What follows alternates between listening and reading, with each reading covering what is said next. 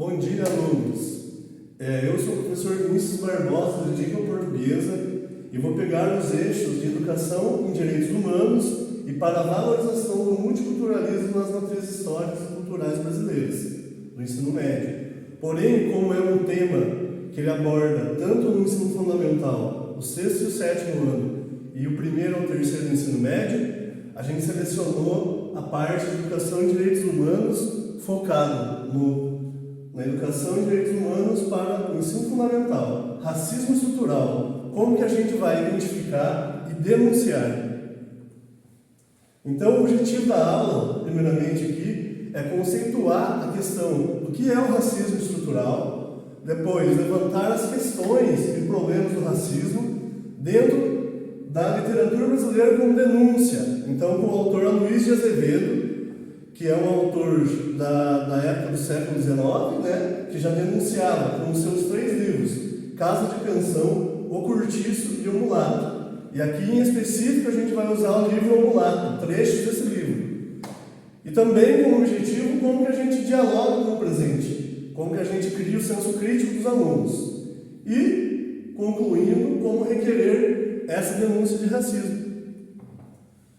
Como introdução, nós temos aqui que o racismo estrutural é a discriminação racial sistemática presente nas estruturas sociais. Então, está arraigado na sociedade, tanto na parte cultural da sociedade, social, política e também na parte institucional. O que quer dizer isso? Institucional nas instituições públicas e privadas. A parte da cultura de um povo que contribuiu para a perpetuação da desigualdade.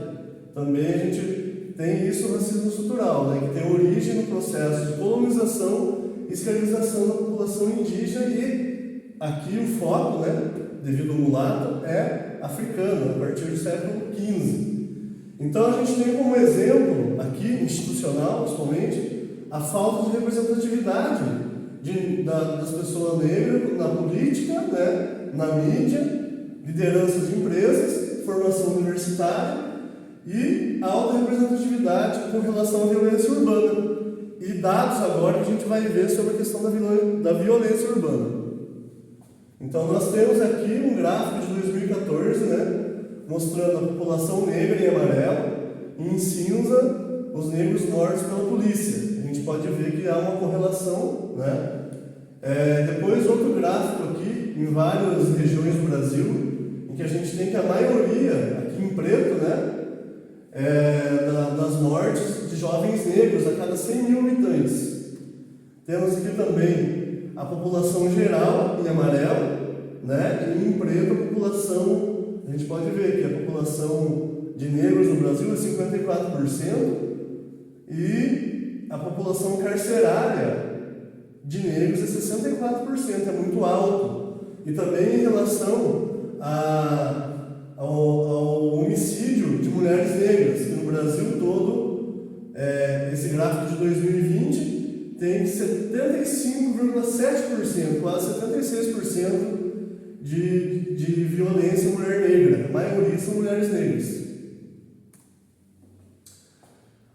Como denúncia na literatura do mulato, a gente vê aqui, ó, o protagonista Raimundo, que retorna para sua cidade natal, São Luís do Maranhão, após passar anos estudando em Lisboa, com o objetivo de resolver pendências acerca da propriedade herdada do pai, comerciante português falecido. O personagem hospeda na casa do seu tio Manuel Pescada e mais tarde se apaixona por sua prima Ana Rosa. O romance entre ambos não foi visto com bons olhos devido à origem racial do Raimundo. Então Raimundo era um mestiço, né? Era um mulato de olhos azuis, resultando na relação com seu pai com Domingos, uma mulher negra escravizada.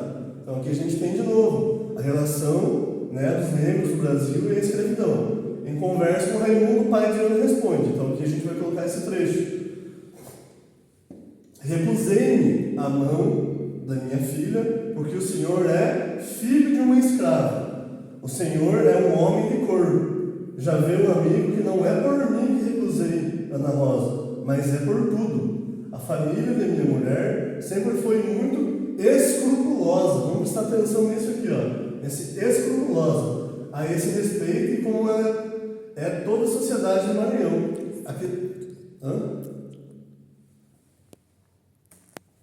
Então essa questão do escrúpulo fala muito sobre a questão da época, que quem tinha escrúpulo não casava com negro, desde essa época do século XIX no Brasil, né? Aqui tem alguns outros trechos a mais, né? Que eu destaquei aqui, o tipo acabado de brasileiro, pretos, reluzia sobre a negrura, e também quando ele morreu, foi chamado o corpo dele de cadáver, certo? Sem saber quem matou. E eu separei aqui algumas palavras racistas, que a gente vê no mulato, né? E vê como denegrir, lista negra, mercado negro, criado mudo, meia tigela, macumba. Todas essas palavras que estão aqui são relacionadas à escravidão. Tem uma história por trás dessas palavras. Diálogos como o presente, a gente tem o caso da Lei Vini Júnior, que está sendo criada para poder... que foi crime que fizeram contra ele nos jogos na Espanha, né? Para poder criminalizar quem faz esse tipo de coisa. E, concluindo, quando a gente vê esses aspectos aqui, tanto na comunidade escolar quanto na sociedade, a gente tem que denunciar os que tem, né? A gente tem que fazer a nossa parte como cidadão, né? Então era isso a aula, muito obrigado a todos. Olá, boa noite a todos, a todas e a todes. Aqui é o Vinícius Barbosa, acadêmico de letras, e eu vou contar o conto sobre Maria, Conto Maria, de Conceição Evaristo. Então, o Conto Maria nos relata, né, uma mãe de 3 filhos, que trabalhava de doméstica para uma família muito rica, né, para sustentar tanto ela quanto seus filhos, né? Era uma mãe solteira, certo? E que certa vez estava no ponto de ônibus, né? Vindo de uma festa que foi dada pela sua patroa, na casa da patroa. No ponto de ônibus ela fica refletindo, né? O quanto que a passagem tá cara, né? Mas em contrapartida tá toda feliz porque da festa sobraram um tanto de comida, né? Um resto de comida, né? Que ela tá levando para casa para os filhos, né? Ela deixaria então de ter que comprar o que comer para eles, né? E ela se pega pensando, né? Na questão do valor da passagem. E aí que ela de repente ela, quando chega o ônibus, ela entra e é surpreendida por uma pessoa que paga a sua passagem, né? No começo ela não reconhece, né? Mas depois ela vê que na verdade é o seu ex-marido, né? Aí de repente entra um outro rapaz junto com ele e na posse de arma de fogo, os dois, né? Rendem todos no ônibus, assaltando todo mundo menos a Maria.